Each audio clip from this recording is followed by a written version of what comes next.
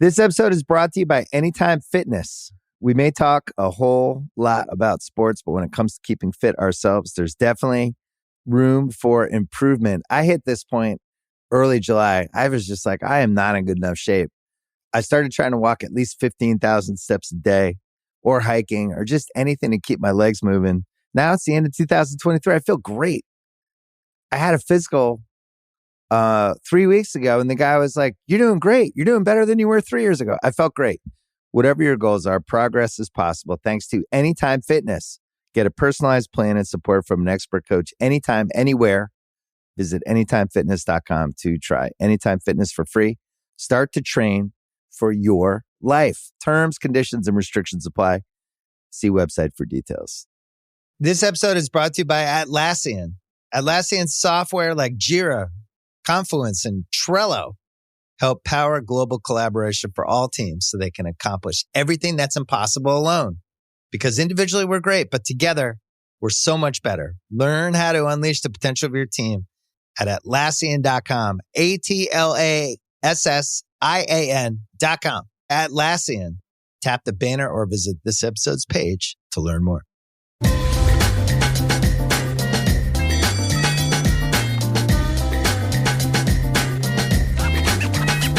Welcome to Through the Ringer. I'm your host, Tate Frazier, and today we have a jam-packed show. We're talking NBA, folks, and we got Raheem Palmer to come on the show and break down some of the best bets moving forward in all these series and beyond. We're going to get into all that right now, so joining us is the great Raheem Palmer. All right, welcome back to Through the Ringer. I am your host, Tate Frazier, and today we have the great Raheem Palmer from the Ringer Gambling Show and, of course, East Coast Bias here on FanDuel TV. Raheem, thanks so much for coming on the show, man. Thanks for having me. It's truly an honor. I appreciate it. Yeah, I love that energy, and you've been on a bit of a hot streak. I like what you got going on. Last time you were on the show, you were correct when we were talking about boxing. So today we're not going to talk about boxing. We're going to talk about basketball because, of course, as we both know, it's NBA playoff season, and we're going to start out in the West with the Suns and the Nuggets series that's happening tonight. Of course, Jokic coming off an all-time performance and a loss. Devin Booker said after the game that we're okay if he has 50-plus points as long as we win the game. The Suns, of course, have tied the series up at 2-2.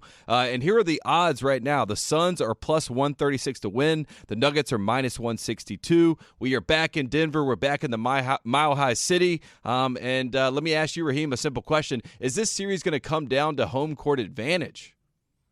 I do think it's going to come down to home court advantage. I mean, when you look at the fact that the Denver Nuggets this season, they are 34-7 in the regular season. And on the road, they're 19-22. So, I mean, the biggest thing that you're seeing throughout this series is that both of these teams' role players are really struggling on the road, but they're getting it done at home. I mean, you look at Shamet last night, 20 points. I mean, the Nuggets can't overcome Devin Booker and Kevin Durant putting up a dominant performance and then still giving up 20 from Shamet. So. Yeah, it was. I saw Ernie Johnson after the game. He deemed it the Landry Shamet game, so that's how we'll all remember it in history. And I think it's a smart move, right? Monty puts a bunch of shooters out on the court. T.J. Warren has been a nice piece for them. And then when you had the two-man game of Devin Booker and Kevin Durant, Durant takes 19 shots, Booker takes 18 shots. They've done a good job of kind of separating that offensive load, and they're not taking as many threes, right? They're living in the mid-range, and the pace is kind of picked up for the Phoenix Suns. And obviously, they're doing this right now without Chris Paul. After last night's game, or after 2 nights ago, we saw them play in Phoenix. Devin Booker, like I said, after the game was very confident. He looks amazing right now. He's shooting, over 75% over the last 2 games, so he's obviously on a tear. Who do you think right now, Raheem, is in control of this series?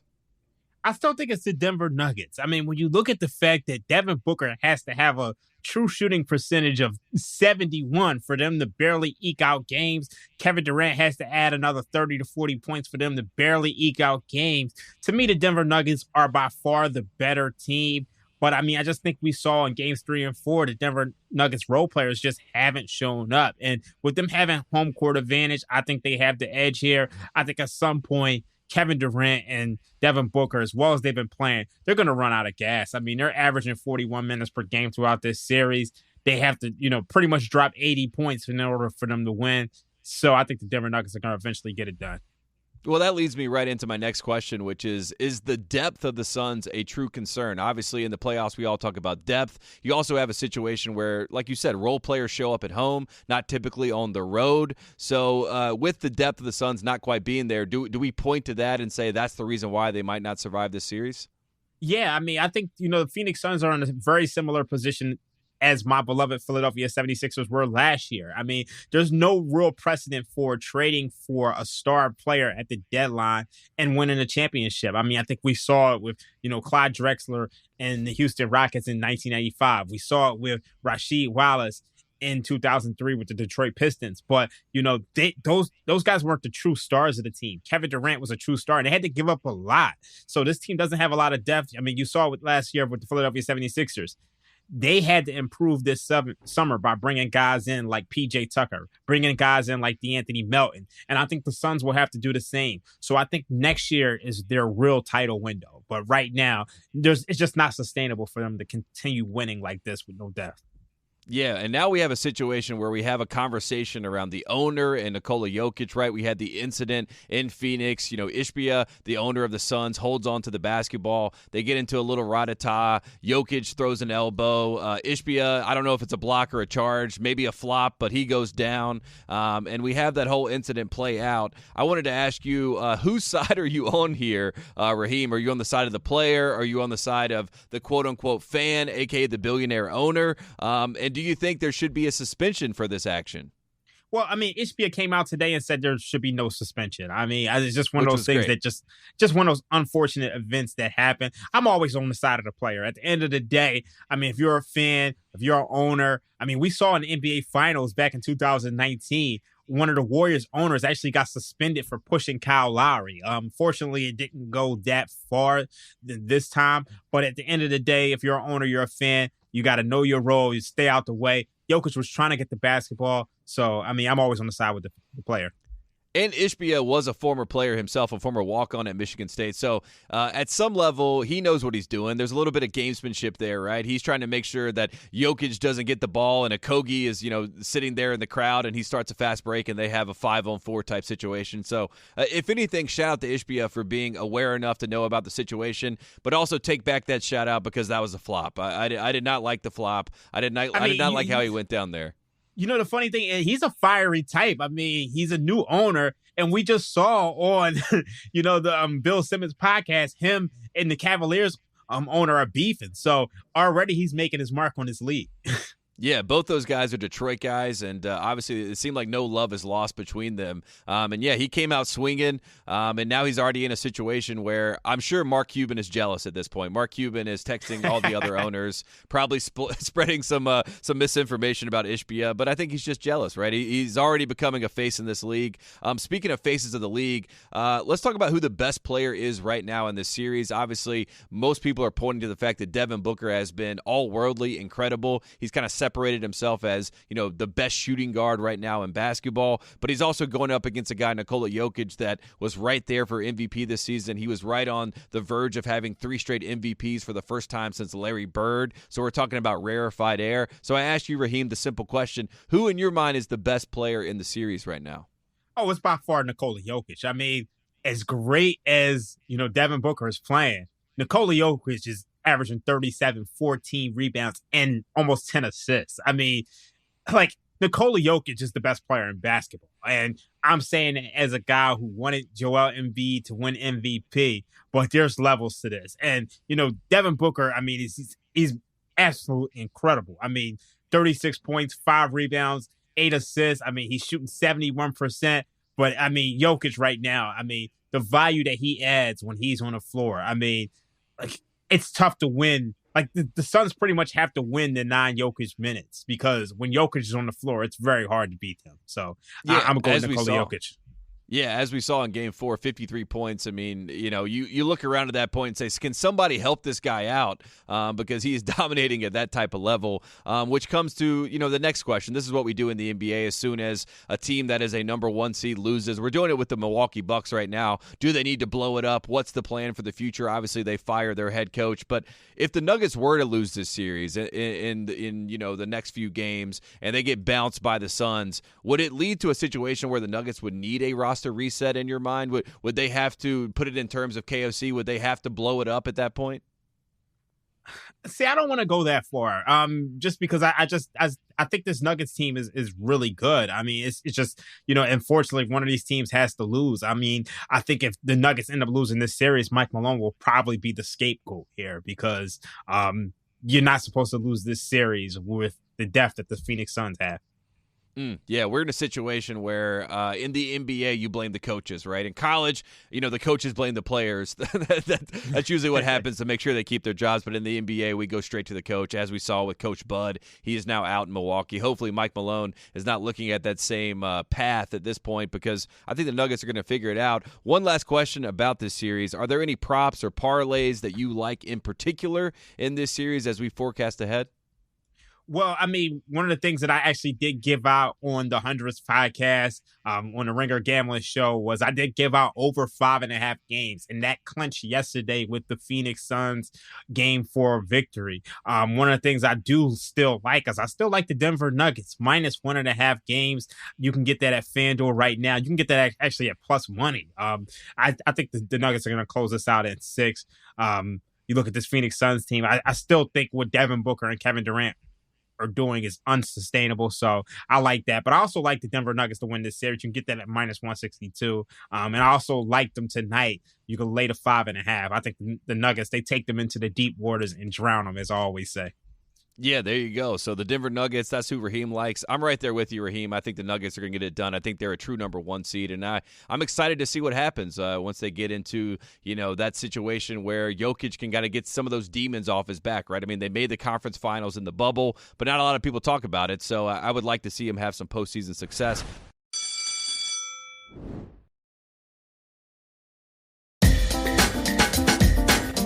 All right, let's head out to the East because you mentioned Philadelphia. You are an expert on the 76ers. You know what's going on. We got MVP Joel Embiid and the Sixers with James Harden. A nice pass from Embiid, kicks out to the corner. They tie the series up at 2-2. We have a situation where a question is being asked, is big game James going to show up in Game 5, Raheem? Do you think we're going to get James Harden playing at this level again? I mean, based on what history has told us throughout the playoffs, I mean, James Harden and Anthony Davis, they alternate games on on playing well. So it's just like you almost could bet against James Harden playing well based on what we saw in Game 4. But I think the biggest thing when it comes to the Philadelphia 76ers is that our stars are showing up. I mean, you look at James Harden, 28 points per game throughout this series, 6 rebounds, 7 assists. You look at Joel Embiid. I mean, even though he missed game number 1, it was a little rusty in game number 2, he's still doing his part. But we need more from Tyrese Maxey and Tobias Harris. I mean, those guys have been really disappointing. So I think the Sixers, I mean, they find themselves in a series which is really winnable, but the role players got to really step up. Yeah, and if you look at the odds right now, the Sixers are plus 250 to win the series. The Celtics are minus 310. After this game happens, you could see sort of the fallout from the Celtics. Obviously, a possession that was kind of botched there at the end. Tatum initiates the offense a little bit late, kicks it out. Smart shot is late in the end. The Philadelphia fans go crazy. They're having a fun time. We all saw it happen live. How much pressure now, Raheem, is on the Celtics with this series tied at 2-2? I think there's a ton of pressure on the Celtics. And the biggest reason why is because when you look at this Celtics team, the 2 games in which they won, they were blowouts. But when you look at the 2 close games in which the Sixers won, I mean, those were back and forth games. And when you look at these 2 teams, the Philadelphia 76ers have dominated in the clutch in the postseason. The NBA.com defines clutch games as games in which are decided by 5 points or fewer in the last 5 minutes of the game. The Sixers are 3-1 with a net rating of plus 44 in clutch games. When you look at the Boston Celtics, they struggled in the clutch, 3-4 with a net rating of minus 9.5. I mean, this is a team that's given up an offensive rating of 144 in the clutch this season. You go all the way back to the Brad Stevens era, the Ime Udoka era. This core with Jason Tatum and Jaylen Brown and Marcus Smart, they really struggle in the clutch. And I think that could be their undoing in this series if we get another close game in Game 5, Game 6, and possibly a Game 7. Yeah, I love the stat that I saw. The Celtics are 0-3 in 1-point games, and the Sixers are 4-0 in 1-point games. So that kind of says something there about the execution late, which then comes into question coaching, right? So I got to ask you this. How much does coaching, in your opinion, play into how you make picks in this series? Of course, we got Doc Rivers, who won a championship with the Boston Celtics, going up against Joe Mazzulla, who was once an interim coach. Now he has the full-time gig there. But again, this is kind of his first rodeo. How much does that play a part into who you like in this series? I mean, I think it plays a huge part. I mean, I think we're seeing it all throughout the NBA postseason. I mean, we see in the Miami Heat series against the New York Knicks, Eric Spoelstra is out-coaching Tom Thibodeau. You look at this series. I mean, I've never been the biggest fan of Glenn Rivers. I think Glenn Rivers, you see him shine when, the deck is stacked against him, when he doesn't have, his full deck of cards, when he doesn't have his starter playing, like in game one with Joel Embiid. But in this series, he's the better coach than Joe Mazzulla. I mean, you saw yesterday in game 4, Joe Mazzulla doesn't call a timeout at the end of regulation. He doesn't call a timeout in overtime. And the execution was bad. So you look at like Doc Rivers, to me, he's the better coach in this series, which is rare. And it just feels like the execution for the Boston Celtics isn't quite there. It doesn't feel like the defense is always there on the level in which they had when they were coached by Ime Udoka. So I think that's going to come up huge for the Sixers here. Yeah, when we got after the game, they asked Jaylen Brown about, no field goals attempted in overtime. He said he's got to demand the ball more. Doc Rivers went into his post-game press conference. He was pretty heated. He pointed out, Jason Tatum's push-off on Maxey. He said that was a foul. You have to call that as a foul. I thought that was some gamesmanship right there from Doc, which goes back to the coaching and the impact that can go into these games. So all very fascinating stuff. Let's talk some props, though. How should bettors handicap and view this series with Embiid, who missed action early in the series and is trying to balance kind of James Harden in the game plan now? How do you bet these two guys when it comes to props, and should we be focusing more on Harden than Embiid at this point, even though he is the MVP? I mean, the biggest prop that I like from James Harden is, like he's going over his assist numbers every single night. Right. I mean, this is a guy with the ball in his hand all the time. Yesterday, I kind of gave out Tobias Harris over 13.5 points. But I mean, like I said before, the role players have been disappointing. I do think you can go over Joel Embiid over points pretty much every night because, they're force feeding him all the time. So I like that Harden assist over. I think, what is that for this game? I mean, he's at 8.5. I don't think they can make that high enough. So that's where I would approach it. Yeah, and shout out to James Harden for taking on that role, initiating the offense. And to be honest with you, they were almost a little bit scarier without Embiid at times because B-Ball Paul was switching everything. They're not as predictable right on offense. They're not force-feeding Embiid like you said, and obviously Embiid is amazing, but sometimes that little wrinkle kind of throws you off a little bit, and Boston has struggled a bit with dealing with that, and especially dealing with James Harden. So, this is the simple question. This is what everyone's going to ask you. Who do you have in tonight's matchup? We got the Celtics. We got the Sixers. We're back in Boston. Do you think the Celtics handle business at home? I'm a little torn on this one. I'm gonna be honest with you. I just think from a numbers perspective, the Boston Celtics are kind of being mispriced. Like me personally, I have this line. My model has this around 5. But I think the Celtics probably going to come out strong. I think if I was going to play this, I would play the Boston Celtics team total over 110.5. When you look at the Boston Celtics in this series, the strength of their team has been their offense. They're averaging 116 points per game on 1.26 points per possession. So I think the Celtics are going to win this game. It's going to be on their offense. And you look at the Celtics in game number 4. They put up 115 points, and Tatum missed his first 8 shots. I mean, like he wasn't performing well. Jaylen Brown actually was in foul trouble early. So, I mean, you saw the Celtics in the first half. They didn't even perform up to their offensive standards. So I think the way to play this is Boston Celtics over team total 110.5. You don't have to worry about them covering a 7-point spread. I think they get there with ease. Yeah, I like it. I like that pick. All right, let's go big picture. That's what we do here at The Ringer. We're going to look at the NBA Finals odds, and here are the current odds to win the NBA title according to our friends at FanDuel Sportsbook. Again, the Boston Celtics are the favorite at plus 165. We got the Nuggets at plus 460, the Lakers at plus 500, the Suns plus 650, the Sixers, your Sixers, plus 800, and the Golden State Warriors at plus 850. So there you have it, Raheem. We got those are the odds right now to win the NBA Finals. So obviously the Boston Celtics plus 165, they're still the favorites. Do you like the Celtics as the favorites, or should we be looking somewhere else for value? Yeah, I don't like the Boston Celtics at all at plus 165. I just think there's no value there, like getting close to even money. When I look at some of the other teams that I feel like have value, I mean, the Denver Nuggets at plus 460. I mean, to me, they have home court advantage going up against the Suns. They're going to be favorites in Game 5 and Game 7. And, they'll probably be short road dogs in Game 6. So I think that has a ton of value.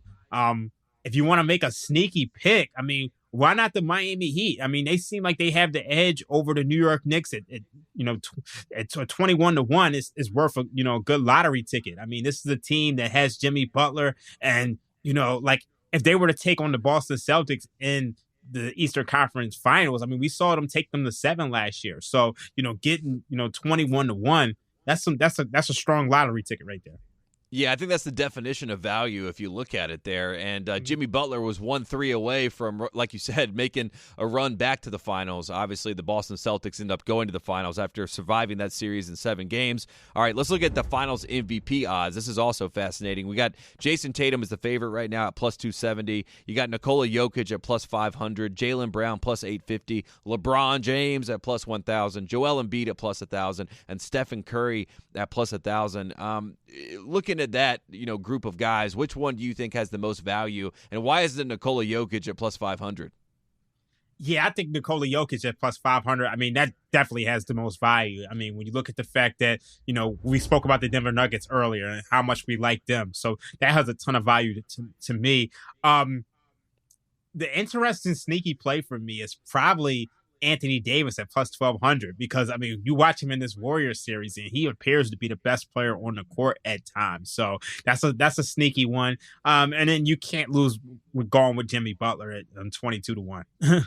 Yeah, I like that pick. I also will say Anthony Davis, I'm calling him the yo-yo because it's every other game. He's very up and down. It's one game 30-10, the next game 16-9. And it's just like the roller coaster that you expect. You can already see that. I would promise you, I expect him to bounce back and have a great game after having a bad game. That's just what he does. So at this point, the yo-yo Anthony Davis, and I think that's good value if the Lakers are your bet.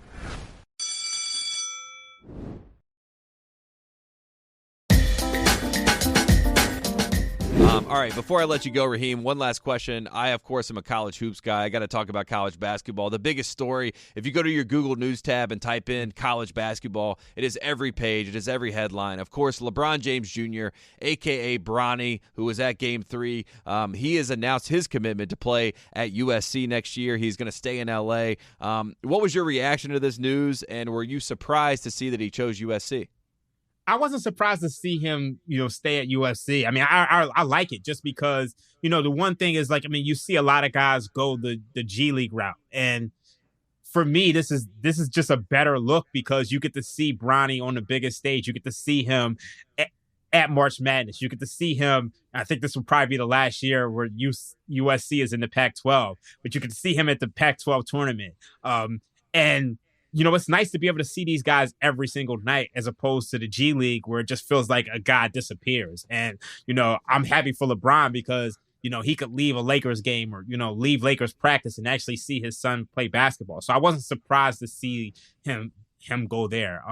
As far as Bronny, I'm rooting for his success. I mean, we all know that LeBron James wants to play with Bronny in the NBA. So I haven't heard, anything about him being like a top tier prospect, but I think this will be a good school for him because I think he's going to be given all the opportunity in the world. Yeah, and he's got a situation where the number 2 player in the class, Isaiah Collier, is coming in. They played with each other at the Nike Hoop Summit. They know each other well. Collier, I would say he's the number 1 player in the class. Ron Holland just jumped up to number 1. He's, trying to figure out where he's going to go to school next year. But Collier coming in with Bronny, that's a fun backcourt. They got Boogie Ellis coming back. So they got 3 really solid guards there. I know this is way too early, and we all know it's way too early, but I have to ask, is USC currently at plus 3,500 to win the NCAA tournament?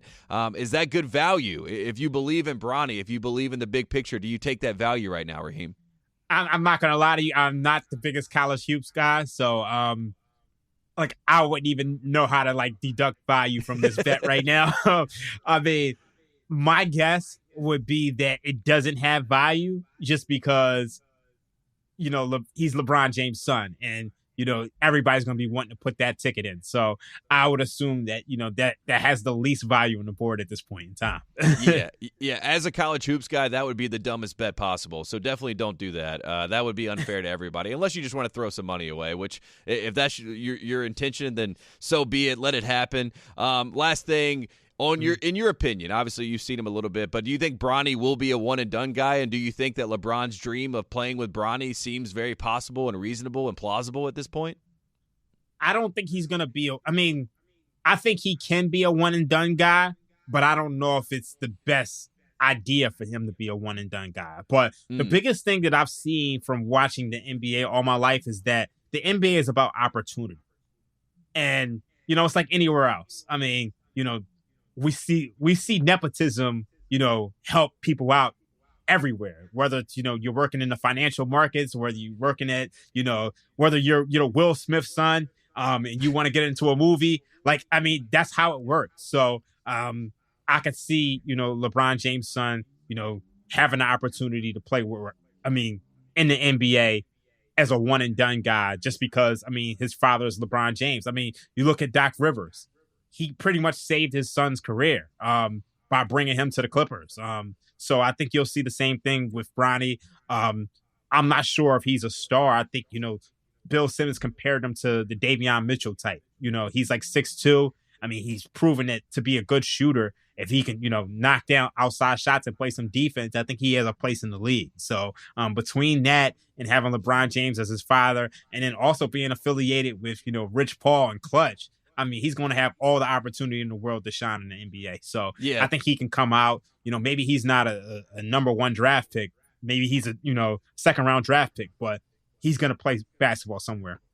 Yeah, absolutely. And the South Bay Lakers aren't far away either, so he can always just get into the system and then go from there. So we know how this all works. Again, he is Raheem Palmer. Thanks so much for coming on the show, man. You can check him out on East Coast Bias here on FanDuel TV and the Ringer Gambling Show. Again, thanks so much, Raheem.